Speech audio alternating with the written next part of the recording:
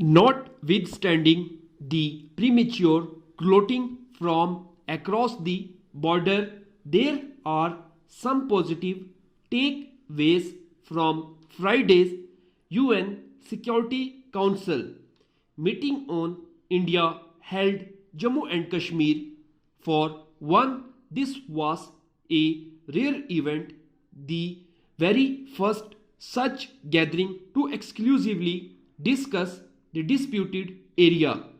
By doing so, the global body has indicated that the revocation of India held Kashmir status is not India's internal matter as the latter would have the world believe, but a development with dire implications for the region and beyond. In fact, what little has emerged from those prior to the discussion is that the United Nations Security Council is concerned over the situation spiraling out of control.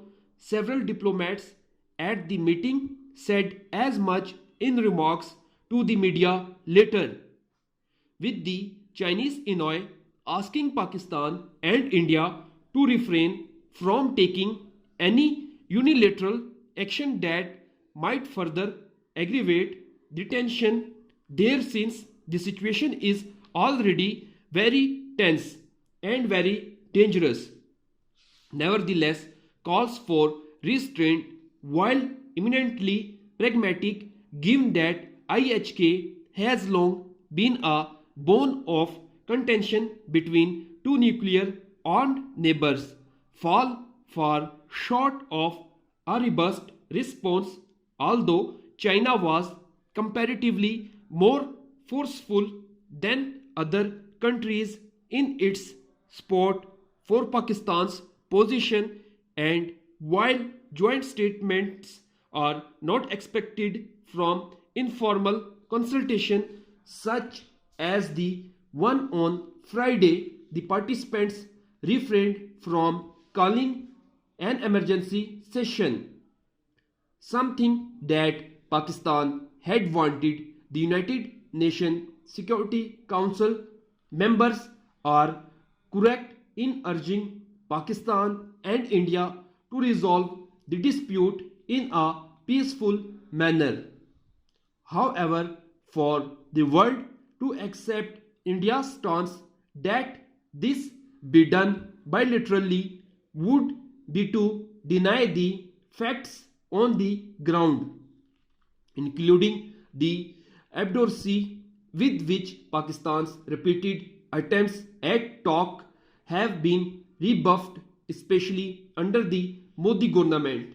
The apathy is deeply disappointing, though not unexpected, as Foreign Minister Shah Mahmood Qureshi said in a press conference last week. The international community, in thrall to its financial interest, is unlikely to come out with guns blazing against India's revocation of Article 370.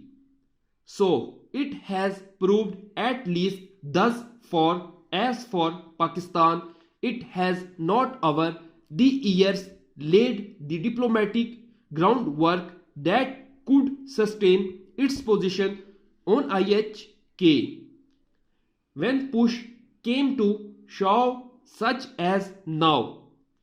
Instead, flawed, myopic policies that clear-sighted politicians and opinion makers repeatedly warned against compromise its standing in the world and gave India space to discredit the Kashmiri freedom struggle.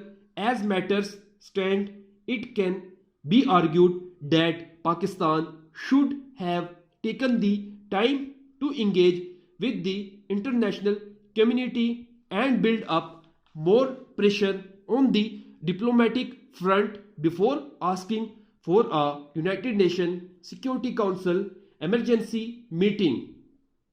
Nevertheless, the only way ahead is to continue to pressure for a just hearing on IHK from the word. Updated dictation के लिए मेरे channel को subscribe करें, like करें और मज़ीद आगे share करें।